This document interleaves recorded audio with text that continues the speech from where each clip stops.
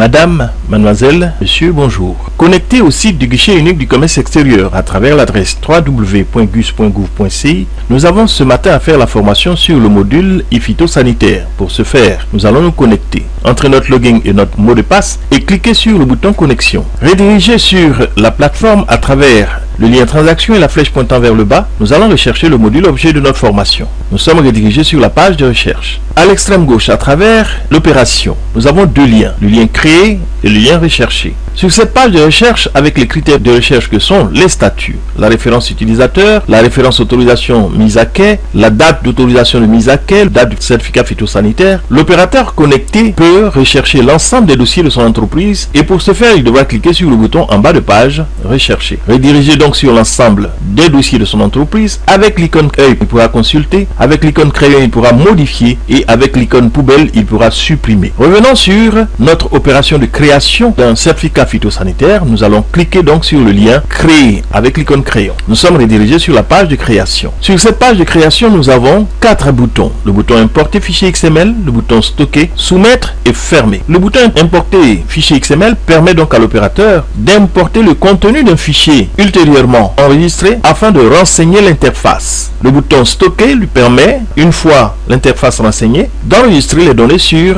le guichet. Le bouton soumettre, quant à lui, permet à l'opérateur de transmettre le dossier au ministère traitant. Quant au bouton fermer, il nous permet d'abandonner l'opération en cours. Nous allons commencer par renseigner l'interface manuellement à travers la référence utilisateur, la référence OT, la référence PT, le code produit, ANG, traitement, oui, l'autorisation de mise à quai, numéro de l'autorisation de mise à quai, la date, la référence de l'autorisation, la date, la déclaration CIAB 284 du 14, le mode de transport maritime, le moyen de transport, la date d'embarquement, le code pays de destination, le lieu de chargement. Passons à l'onglet entité, l'exportateur, les détails de l'exportateur, le destinataire, le demandeur, téléphone, le mail. Et nous passons à l'onglet suivant, traitement. Pour ce faire, nous allons cliquer sur le bouton plus.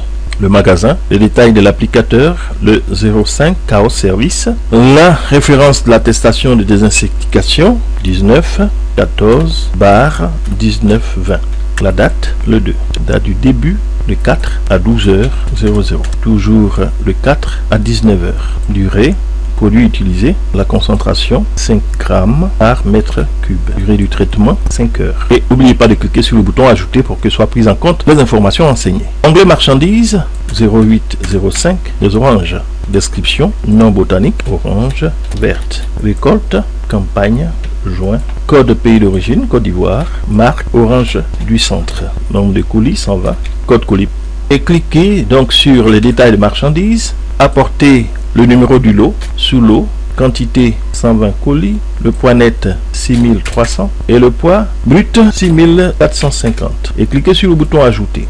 Passons à l'onglet suivant. Cliquons sur le bouton ajouter. Type, la facture. Ajoutons la référence de notre facture, la date de notre facture et nous allons choisir cette facture que nous avons préalablement scannée qui se trouve sur notre ordinateur et l'ajouter au dossier. Nous avons donc, après avoir fini de renseigner l'interface, la possibilité de stocker. Nous allons le faire afin de rechercher notre dossier et soumettre. Nous avons un pop-up en retour, succès, opération stockée effectuée. Nous cliquons sur le bouton OK. Ce faisant, en tant que déclarant, nous allons rechercher notre dossier, mais avant tout, sachez que nous avons la possibilité d'imprimer le brouillon, de faire les vérifications avant toute soumission. Nous imprimons, nous avons donc une copie, n'est-ce pas, de notre certificat phytosanitaire en brouillon et nous revenons sur notre dossier. Nous allons rechercher ce dossier, cliquons sur le bouton recherche, nous revenons sur la page de recherche au statut stocké et nous allons, n'est-ce pas, rechercher le dossier en cliquant en bas de page sur le bouton stocker, rechercher. Nous avons 3 icônes, l'icône œil pour consulter le dossier, l'icône crayon pour modifier le certificat phytosanitaire. Nous allons cliquer sur l'icône crayon afin d'apporter, n'est-ce pas, les modifications ou tout au moins soumettre notre dossier. Nous cliquons donc sur le bouton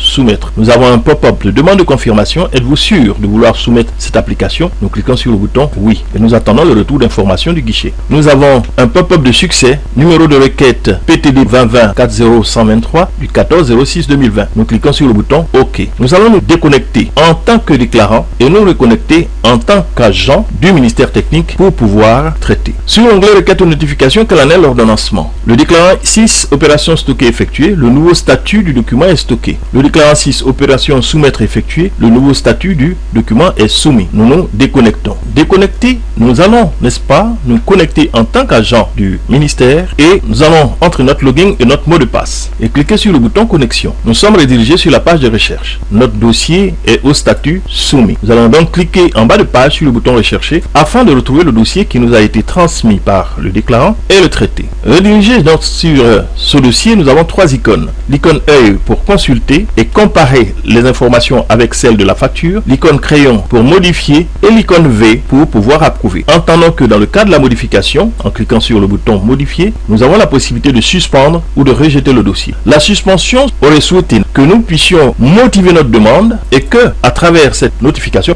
nous puissions ramener le dossier vers le déclarant afin, n'est-ce pas, qu'il apporte des informations complémentaires. Le bouton rejeter, quant à lui, permettrait purement et simplement de mettre fin au traitement du dossier. Nous revenons donc sur notre opération et nous cliquons sur l'icône V afin d'approuver le dossier qui nous a été transmis. Après donc vérification de toutes les informations sur l'interface, nous allons donc cliquer sur le bouton approuver. Et pour ce faire, nous allons donner, n'est-ce pas, une référence au certificat phytosanitaire et cliquer sur le bouton approuver. Nous avons un pop-up de demande de confirmation. Êtes-vous sûr de vouloir approuver cette application? Nous cliquons sur le bouton oui. Nous avons un pop-up de succès, opération approuvée effectuée. Nous cliquons sur le bouton OK. En tant qu'agent du ministère, nous venons d'approuver le dossier. Il est donc au statut approuvé et l'opérateur, le déclarant, pourrait donc cliquer sur le bouton imprimer pour voir le certificat phytosanitaire qui lui aurait été délivré pour le compte de son client. Voici donc le certificat phytosanitaire au statut approuvé. Espérant que vous avez pris beaucoup de bonheur à suivre cette formation, nous vous invitons